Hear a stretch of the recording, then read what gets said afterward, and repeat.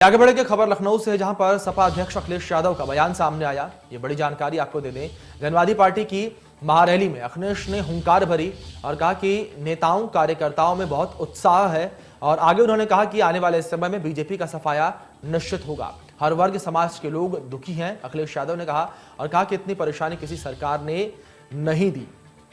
आगे उन्होंने कहा कि बीजेपी ने जनता को बहुत परेशान किया है और चौहान समाज को बीजेपी ने धोखा दिया है। तो सीधे तौर पर आपको बता दें कि अखिलेश यादव जो है वो भारतीय जनता पार्टी पर हमलावर दिखे और सीधे तौर पर प्रदेश की योगी सरकार पर हमलावर दिखाई दिए अखिलेश यादव। तो सपा अध्यक्ष अखिलेश यादव का यह बयान सामने आया और जनवादी पार्टी की महारैली में अखिलेश ने हुंकार भरी और सीधे तौर पर सवालिया निशान खड़े किए भारतीय जनता पार्टी पर और योगी सरकार पर। उन्होंने कहा कि आने वाले समय में बीजेपी का सफाया निश्चित होगा।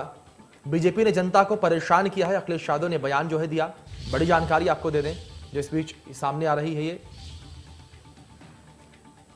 समाजवादी पार्टी के अध्यक्ष अखिलेश यादव का यह बयान।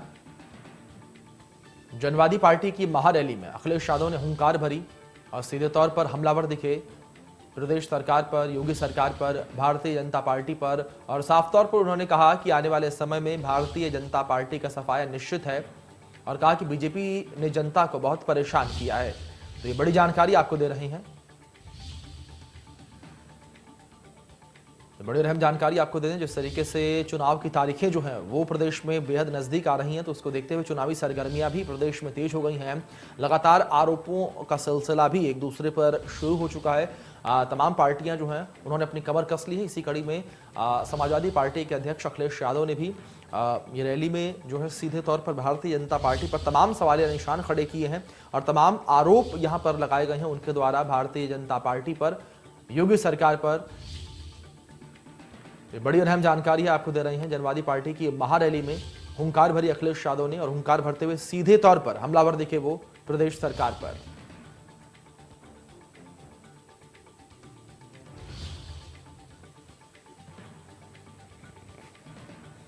साफ तौर पर यहां पर अखिलेश यादव ने कहा कि बीजेपी ने जनता को बहुत परेशान किया है।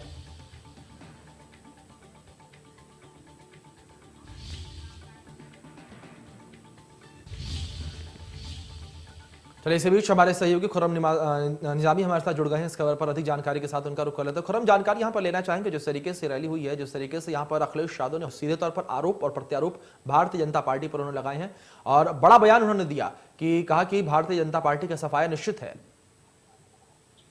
जी बिल्कुल, देखिए आज जिस रैली में वो गए थे वो समाजवादी पार्टी के सहयोगी की रैली थी और जाहिर सी बात है कि उस रैली में दिल खोल करके बोले अखिलेश यादव, साफ तौर पे कहा कि आखिर क्यों भारतीय जनता पार्टी को सत्ता में लौटना नहीं चाहिए। उन्होंने किसानों की बात कही, उन्होंने नौजवानों की बात कही, उन्होंने चौहान समाज की बात कही जिनकी ये रैली थी। तो जाहिर सी बात है कि पूर्वांचल से जहां ये जो पूरा जो जनवादी सोशलिस्ट पार्टी है जिसको पूरा खाद्य ऑक्सीजन जो है पूर्वांचल से मिलता है, तो जाहिर सी बात है उन्होंने पूर्वांचल को लिया।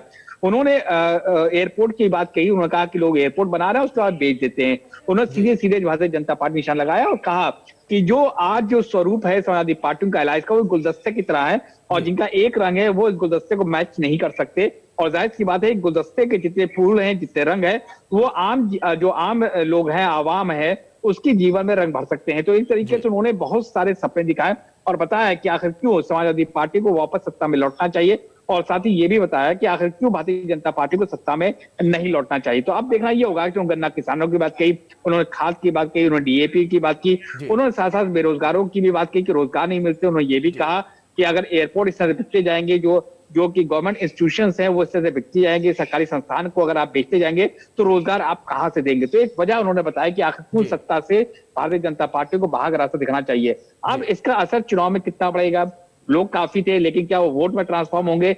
वोट में कैसे ट्रांसफर होते हैं? जो उन्होंने बातें कही वो कितना ध्यान में लोग रख पाते हैं, क्योंकि जो मतदान है वो काफी 2 महीने 3 महीने बाद होगा। तो जाहिर सी बात है चुनावी फिजा है, तमाम बातें की जा रही है और बताया जा रहा है हम क्यों अच्छे हैं और वो क्यों बुरा है। तो उसी क्रम में अखिलेश यादव ने आज ये साफ तौर पर बात सामने रखी है कि समाजवादी पार्टी को क्यों सत्ता आनी चाहिए। उन्होंने ये भी बताया कि जो एयरपोर्ट था लखनऊ का, चौधरी चरण सिंह के नाम से जाना जाता था, वो आज अडानी के नाम पर हो गया है। उन्होंने ये भी बताया कि नामकरण हो रहा है, फीता काटा जा रहा है, लेकिन कोई नया काम नहीं हो रहा है। जेवर एयरपोर्ट पर भी उनका निशाना था जब उन्होंने कहा कि एयरपोर्ट बनाए जा रहे हैं लेकिन बेचे जा रहे हैं। तो यानी कि जो मौजूदा सरकार है केंद्र की, खास तौर से जो केंद्र की सरकार है, वो जो भी काम कर रही है वो काम कर रही है ताकि जो उनके उद्योगपति दोस्त है उनका भला हो सके। और जो वर्तमान में जो मौजूदा स्टेट की गवर्नमेंट है यानी कि योगी सरकार है, वो सिर्फ और सिर्फ फीता काट रही है, जो कि उनके काम है। और जब वो फीता नहीं काट पाते तो नाम बदल देते हैं। तो जाहिर सी बात है कि उन्होंने हर तरीके के कार्ड खेले हैं और अब देखना यह है इसका फायदा उनको आने वाले इलेक्शन में कितना मिल पाता है। जी बिल्कुल बिल्कुल खुर्रम, अगर बात यहाँ पर अखिलेश यादव हुंकार को लेकर करें तो हर वर्ग को लेकर उन्होंने बातचीत की है यहाँ पर। लेकिन खुर्रम, सवाल यहाँ पर यह भी उठता है कि जिस तरीके से तमाम बड़े सवाल निशान उन्होंने भारतीय जनता पार्टी पर खड़े किए हैं, तो क्या इसे कॉन्फिडेंस माना जाए अखिलेश यादव का, या ओवर कॉन्फिडेंस के तौर पर देखा जाए? देखिए, कॉन्फिडेंट तो है अखिलेश यादव, जिस तरीके से लोग उनसे जुड़ रहे हैं तो जाहिर सी बात अखिलेश यादव को समझ में आ रहा है। और यही बात उन्होंने गुलदस्ता की बात कही।